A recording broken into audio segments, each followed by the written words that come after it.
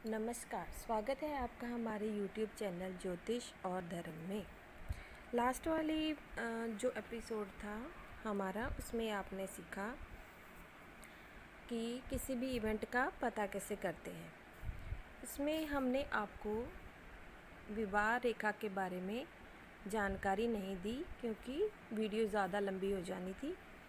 आज हम विवाह रेखा के बारे में बात करेंगे कि व्यक्ति की शादी कब होगी और उसका वैवाहिक जीवन जो है वो कैसा रहेगा। विवाह के बारे में जानकारी प्राप्त करने के लिए हमें दो ग्रहों को ख़ास तौर से देखना होता है। एक है बुध और गुरु। तीसरे नंबर पर शुक्र भी कुछ हद तक देखा जाता है, लेकिन ये दो ग्रह जो हैं वो अच्छी स्थिति में होने चाहिए। विवाह रेखा जो होती है वो बुध की पर्वत के और हृदय रेखा के थोड़ा ऊपर होती है। बुध पर्वत पर कनिष्ठिका उंगली के नीचे, ठीक है।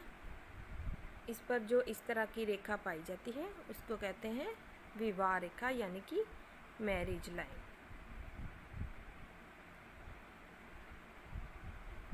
देखिए, ये जो इतना हिस्सा है ना, इसको हम उम्र के हिसाब से 50 के तौर पर बांटते हैं। इसको 10, 20, 30 10, 20, 30, 40 सॉरी 50 का। यहाँ पर 25 आप नाप लीजिए इसके हाफ का, ठीक है। पे 10, 20, 25 जो हो गया, 30, 40 और ऊपर 50। ऐसे ये जो बीचों बीच है इसको हम मानेंगे 25 की। यहाँ से ये 50 और ये 25। अब आपको देखना है कि विवाह रेखा कहाँ पर स्टार्ट हो रही है। यदि यहाँ से स्टार्ट हो रही होगी तो समझ लीजिए कि 25 से पहले 20 की उम्र में, 21, 22 की उम्र में उसकी शादी होगी। अगर ये और ऊपर होगी तो फिर 25 के बाद में उसकी शादी होगी, ठीक है। ये जितनी ऊपर जाती जाएगी उतनी ही लेट उसकी शादी होती है, जिसके हाथ में ये हृदय रेखा से जितनी दूरी पर होती है। जैसे यहाँ पर हो तो 30 और 35 के बीच में इसकी शादी होगी। अब बात करते हैं कि यदि किसी की विवाह रेखा जो है वो एकदम सीधी हो, स्पष्ट हो, तो क्या फल होता है। एकदम सीधी और स्पष्ट विवाह रेखा का मतलब है कि आपका जो जीवन साथी होगा वो आपके साथ बहुत ही अच्छे तरह से रहेगा और वो पूरी तरह से आपकी ओर समर्पित भाव होगा उसका, ठीक है। उसके मन में आपके लिए डीप फीलिंग होंगी। लेकिन यदि ये रेखा इस तरह से आकर ऐसे बट जाए तो दोनों के मध्य, पति पत्नी के मध्य वैचारिक मतभेद हो सकता है। ऐसी कोई बात नहीं है कि दोनों में तलाक होगा, परंतु उनके बीच में लड़ाई झगड़ा, वैचारिक मतभेद होगा, ठीक है। यदि विवाह रेखा के ऊपर कोई द्वीप का साइन बन जाता है तो ये भी अशुभ निशान बनता है। कोई संकट आने का वैवाहिक जीवन पर खतरा बना रहता है।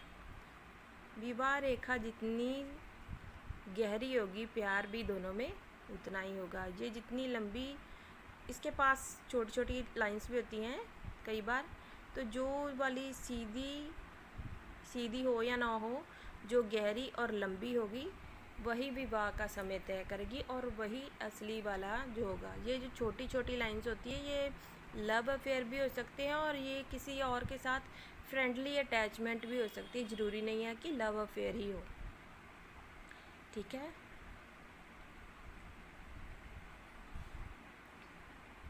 और यदि किसी के गुरु पर्वत पर ऐसे क्रॉस का चिन्ह होगा तो उसका जीवन साथी काफ़ी उसके साथ अच्छे तरह से रहेगा और एक आदर्श जीवन साथी होगा उसके लिए, ठीक है।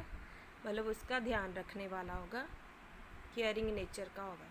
अगर किसी की जो विवाह की रेखा है वो ऐसे लहराती हुई या सीधी हुई ऐसे सन रेखा के साथ जो होती है, सन लाइन उसके साथ मैच होती है, तो उसका विवाह किसी प्रसिद्ध व्यक्ति से होता है और समाज में उसका काफ़ी मान सम्मान बढ़ जाता है उस व्यक्ति की वजह से, क्योंकि वो किसी प्रसिद्ध व्यक्ति के साथ उसका विवाह होता है।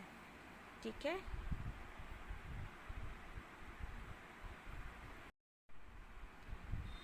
विवाह रेखा को कोई भी रेखा ऐसे काटती हुई नहीं जानी चाहिए। ठीक है। संतान रेखा अलग होती है और ये कोई दूसरी इसके अलावा संतान रेखा के अलावा अगर कोई रेखा काटती है तो उसे शादी पर संकट के तौर पर ही माना जाएगा। यदि शुक्र पर्व से कोई ऐसे रेखा निकलती हुई जीवन रेखा को काट दे, फिर मस्तिष्क रेखा को भी काट दे, फिर माइंड लाइन को भी काट दे और एंड में इसको भी काट दे, तो पक्के तौर पर उस व्यक्ति का तलाक हो सकता है। ठीक है। तलाक होने के जो चांसेस हैं वो 99% बन जाते हैं।